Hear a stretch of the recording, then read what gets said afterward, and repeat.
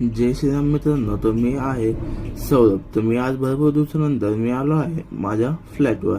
तिथे बांधकाम चालू होते आणि तिथेच मी खाली बघितलं तर खाली सर्व जे कामगार लोक होते ते राहायला होते. आणि तिथून मी वरती गेल्यावर मला आधी लागली पार्किंग आणि सीड्या पण भरपूरच मोठ्या होत्या तिथे. त्याच्यामुळे मला वरती चढायला पण खूप हे झालं.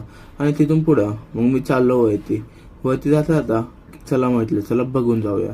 तर वरती बघितलं तर भाई आपली होती पार्किंग आणि दुकानं.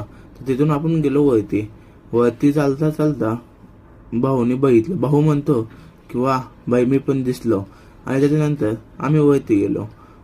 हा आला पहिल्या मजला आणि आपला फ्लॅट होता दुसऱ्या मजल्यावर.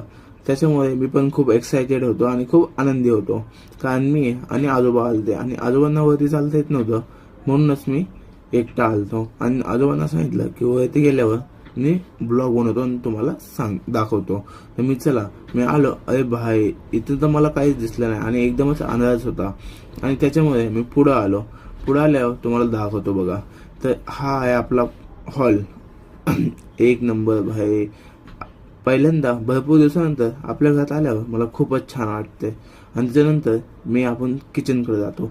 किचनकडे गेल्यावर सगळ्यात आधी किचन बघतो. किचनचंही काम ओके झालं आणि हा फ्लॅट आपल्याला 2 महिन्यानंतर देणार होते. त्याच्यामुळे मी बघायला आलतो. आणि डबल बेडरूमचंही काम झालं होतं आणि त्याच्यामुळे अतिशय सुंदर. मला खूपच आनंद झाला की मी थोड्या दिवसानंतर इथेच राहायला येणार. त्याच्यामुळे म्हटलं की चला थोडा हे करूया. गॅलरीत आलो आणि थोडा व्हिडिओ वगैरे शूट केला आणि तिथून दाखवतोय बघा तुम्हाला.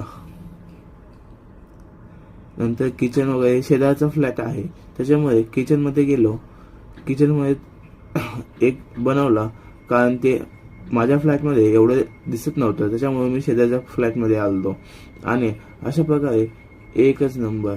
आणि मला खूप आनंद झाला की मी पहिला ब्लॉग बनवतोय ज्याच्यामध्ये मी माझं स्वतःचं घर बनताना दाखवतोय.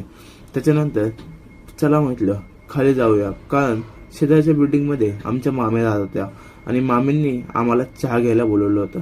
त्याच्यामुळे मी खाली गेलो. खाली जात असताना खूपच अंधार होता. आता काही समजेनाच कुठं जायचं. त्यानंतर आलो खाली. सीड्यांनी चालत असताना खूपच हे वाटलं, त्याच्यामुळे मी खाली आलो. खाली आल्यावर बघतोय इकडे तिकडं की बाबा कोणी कुत्रं वगैरे आहे का, कारण इथं कुत्रं वगैरे असायची भीती जास्त होती. आणि त्याच्यामुळे मी खाली आल्यावर बघतो चला म्हटलं खाली.